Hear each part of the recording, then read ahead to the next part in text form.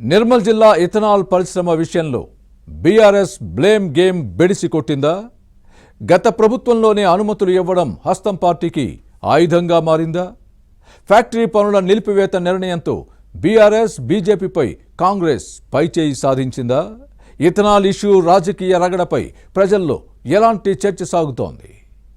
Was the story?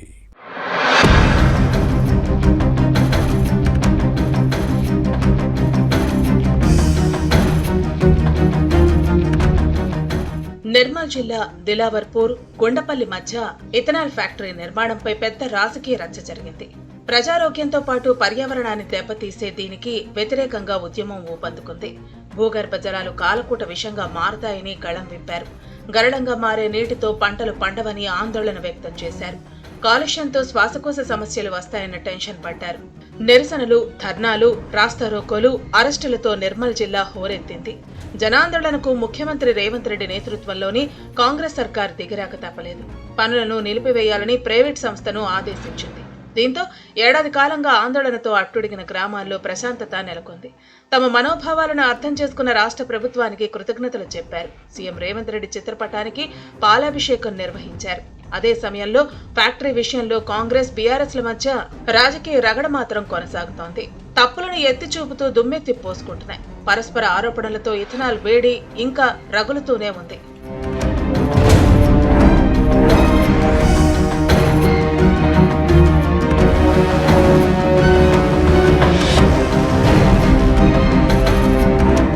అయితే Lagacharla pharma city భూసేకరణ వివాదంతో తమకు మైలేజీ వచ్చిందనుకున్న బీఆర్ఎస్ ఇథనాల్ ఇష్యూను కూడా అనుకూలంగా మలుచుకునే ప్రయత్నం చేసింది. కాంగ్రెస్ ప్రభుత్వంపై విమర్శలతో దాడికి దిగింది. దీంతో ఆత్మరక్షణలో పడిన హస్తం పార్టీ ఇథనాల్ ఫ్యాక్టరీ పుట్టు పూర్వోత్తరాలను బయటపెట్టింది. నిర్మాణ సంస్థ పీఎంకే డిస్టిలరీస్ బీఆర్ఎస్ నేత మాజీ మంత్రి తలసాని శ్రీనివాస్ యాదవ్ కుటుంబానికి చెందినదని ప్రజల్లోకి తీసుకెళ్లింది. తలసాని కుటుంబ సభ్యులు డైరెక్టర్లుగా ఉన్నారని ఆధారాలతో సహా జనానికి చూపించింది. ఇథనాల్ ఫ్యాక్టరీతో తమకు ఎలాంటి సంబంధం లేదని తలసాని కౌంటర్ ఇచ్చినా ఫలితం లేకుండా పోయింది.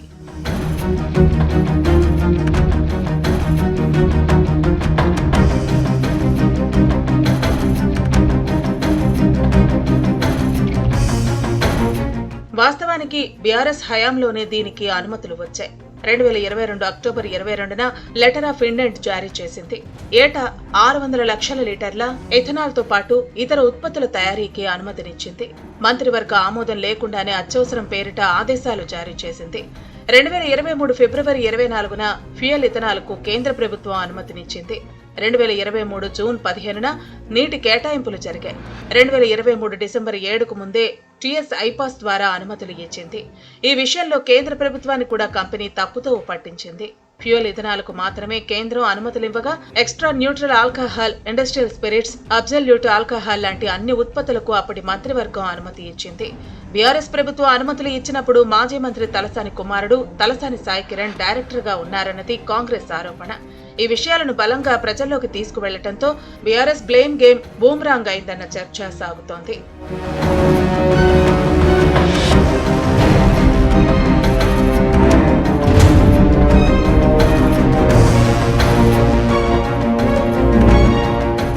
మరోవైపు నాటి నిర్మల్ జిల్లా బీఆర్ఎస్ ప్రజాప్రతినిధుల పాత్ర కూడా దీనిలో ఉంది. ప్రభుత్వ పెద్దల అండదండలు ఉండటంతో అధికారులు, జిల్లా ప్రజాప్రతినిధులు ప్రైవేట్ సంస్థకు పూర్తిగా సహకరించారు. దీంతో పరిశ్రమ యాజమాన్యం రైతుల నుంచి భూములను సులువుగా కొనుగోలు చేసింది. ఈ వ్యవహారంలో నాటి బీఆర్ఎస్ నేతలు దళారులుగా మారారు. ప్రస్తుతం వారిలో కొందరు కాంగ్రెస్ లో ఉంటే మరికొందరు బీజేపీలో కొనసాగుతున్నారు. ఉద్యోగాలు వస్తాయని రైతులను మభ్యపెట్టారు. దీంతో పలువురు అన్నదాతలు తమ భూములను అమ్ముకున్నారు. ల్యాండ్స్ రిజిస్ట్రేషన్ అయ్యే వరకు విత్తన శుద్ధి పరిశ్రమ కోసమని చెప్పారు. భూములు కంపెనీ స్వాధీనం అయిన తర్వాత ఇథనాల్ ఫ్యాక్టరీ అని తెలియటంతో ప్రజల నుంచి అభ్యంతరం వ్యక్తమైంది.